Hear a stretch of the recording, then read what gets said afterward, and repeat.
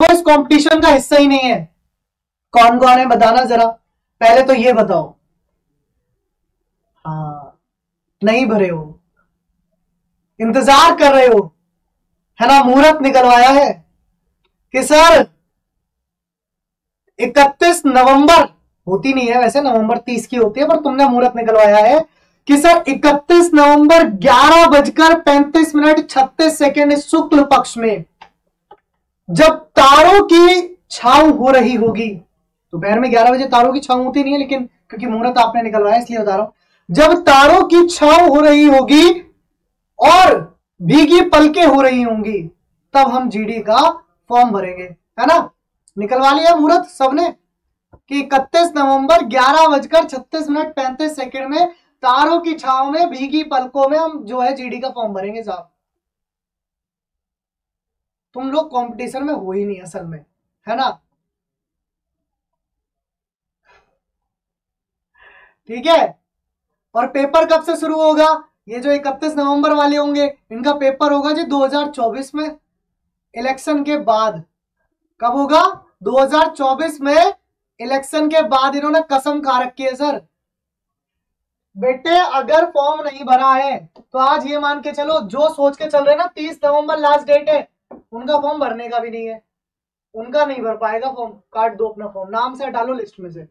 ये समझ लो आज लास्ट डेट है, ये समझ लो आज लास्ट डेट है फॉर्म भरने की, है ना। आज लास्ट डेट है ऐसा समझ लो। 30 नहीं है, क्यों नहीं है? क्योंकि लास्ट की 2 दिन तो वेबसाइट ही नहीं चल रही।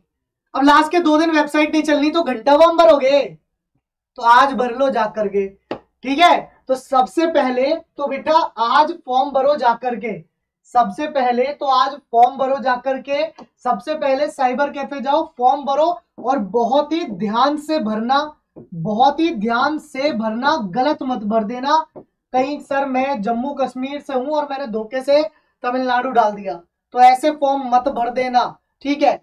बड़े ध्यान से भरना, माता पिता ये सभी नाम, आपके रोल नंबर, ग्रेजुएशन के मार्क्स, डोमिसाइल आपका कहां का है, निवास प्रमाण पत्र, ये सारी चीजें बहुत ही ध्यान से भरना। तो सबसे पहले तो आज जाके फॉर्म भरो, जिन्होंने अभी तक फॉर्म नहीं भरा है ना, जो अभी तक सो रहे हैं फॉर्म भरने से। फिर उसके बाद अगर हम बात करें सर कौन कौन भर सकता है, कौन कौन इस फॉर्म को भर सकता है, उसकी अगर मैं बात करूं तो भैया फॉर्म भर सकते हैं वो व्यक्ति जिनकी उम्र 18 से 26 वर्ष हो, वो व्यक्ति जिनकी उम्र 18 से 26 वर्ष हो, 3 साल का रिलैक्सेशन ओबीसी पे है और 5 साल का रिलैक्सेशन एससी एसटी पर है, ठीक है। तो आप फॉर्म भर सकते हो, जल्दी से भरो। आपकी हाइट होनी चाहिए 170 और 157 महिलाओं की।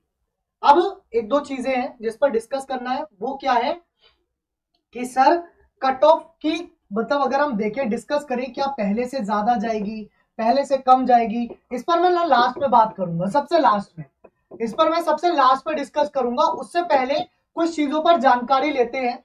जैसे अगर मैं बात करूं 2021 वाली वैकेंसीज की, 2021 वाली वैकेंसीज की यदि मैं बात करूं तो लगभग 25,000 पद थे, और अगर हम देखें तो ऑन एन एवरेज 70 से 75 के बीच में कट ऑफ है जनरल पर। अगर हम बात करें ऑन एन एवरेज, अगर हम राज्यों को छोड़ दें, फॉर एग्जांपल अरुणाचल प्रदेश बहुत कम कट ऑफ है, गुजरात बहुत कम कट ऑफ है, तो ऐसे राज्यों को अगर हम शेष छोड़े तो हमारे पास कट ऑफ जो है वो बहुत अच्छी आएगी, ठीक है।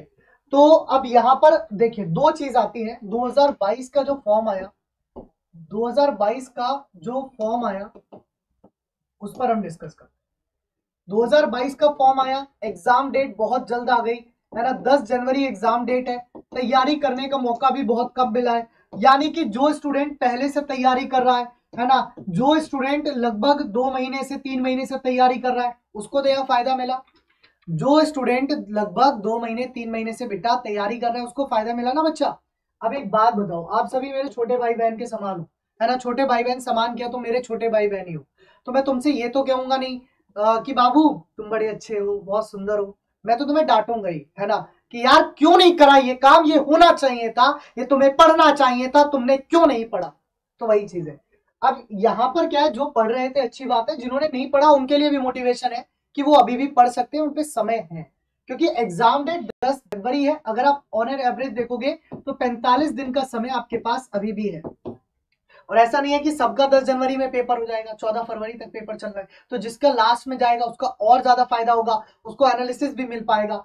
अब ये सब चीजें फायदा कहां पहुंचाती है, देखो कि जब वैकेंसी अनाउंस हुई तो 24,000 लगभग वैकेंसीज थी, 24,370 के आसपास वैकेंसीज थी, हम कह सकते हैं लगभग 24,000 वैकेंसीज थी। अब लगभग 90% स्टूडेंट फॉर्म भर चुके थे, 10% तुम जैसे जो कि इंतजार कर रहे थे कितनी तारीख का, 31 नवंबर का, वो बचे हैं। ठीक है, 31 नवंबर का अगर इंतजार कर रहे थे तो वो लोग बच गए, तो उनकी वजह से 20,000 वैकेंसीज अभी बढ़ चुकी है। मतलब लगभग आप कह सकते हैं कि 45,284 वैकेंसीज है। अब इसमें जो एक सबसे बड़ी दिक्कत है वो है जिन्होंने पहले फॉर्म भर दिया था उनको चॉइस में बहुत दिक्कत आ रही होगी, है ना। मैं कल ये बात कह रहा था विवेक सर से कि हमें चॉइस को चेंज करने का इन्हें ऑप्शन देना चाहिए।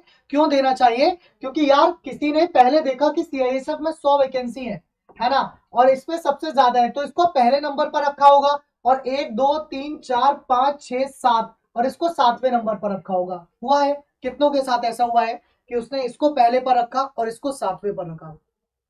कितने स्टूडेंट्स के साथ ऐसा हुआ है कि उसने इस चॉइस को पहले पर रखा और इस चॉइस को 7वें पर रखा, क्योंकि यहां पर वैकेंसीज कम थी। कितने स्टूडेंट्स थे ऐसे?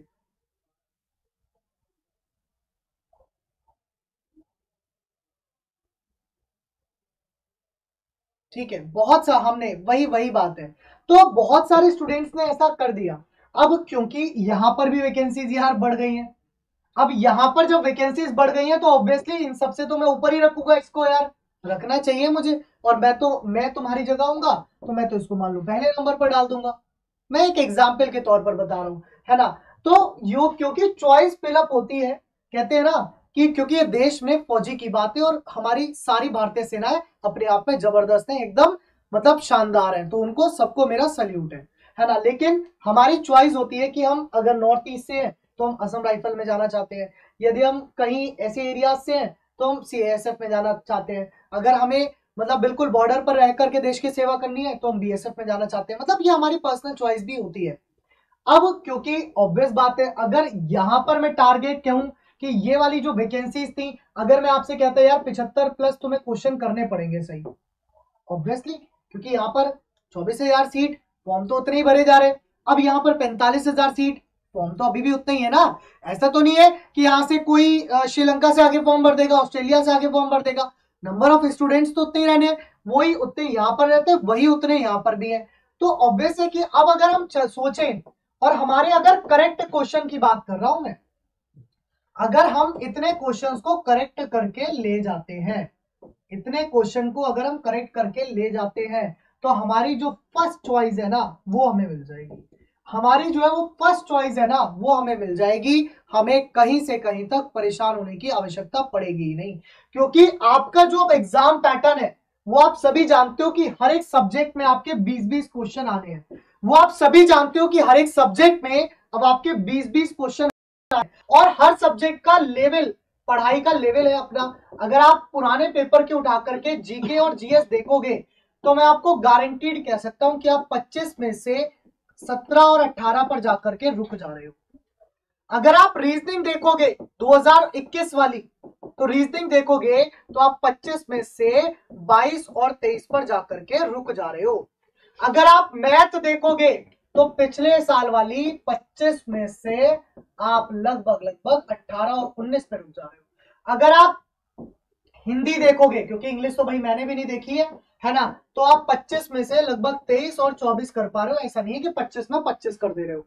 तो यहां पर भी अब क्योंकि पैटर्न में बदलाव है, तो यार ऐसा तो हो नहीं सकता कि एक बच्चा जो है वो 80 में से 75 प्लस ही करेगा सारा का सारा। सारा बच्चा तो नहीं कर सकता, बिल्कुल भी नहीं कर सकता सारा बच्चा। कुछ बच्चा है जो 75 में से 80 कर सकता, मतलब 80 में से 75 कर सकता है, सारा तो नहीं कर सकता। अगर फॉर एग्जाम्पल, एक एग्जाम्पल के तौर पे कह रहा हूं, अगर 100 बच्चों ने फॉर्म भरा तो 100 के 100 इस चीज को नहीं कर सकते ना। 100 के 100 के पास ये वाली काबिलियत नहीं होती है, मुझ में भी नहीं है, मैं तो साफ कहता हूं। मैं भी शायद इतने पर पहुंच पाऊं, है ना। और ये क्या होता है, एक एवरेज है। ये क्या है, एक एवरेज है। अगर हम इससे ऊपर ले आए तो हम ऑब्वियसली सेलेक्टेड है। तो हमें टारगेट लेके चलना है 65 प्लस क्वेश्चंस का, हमें टारगेट लेकर के चलना है 65 प्लस क्वेश्चंस का।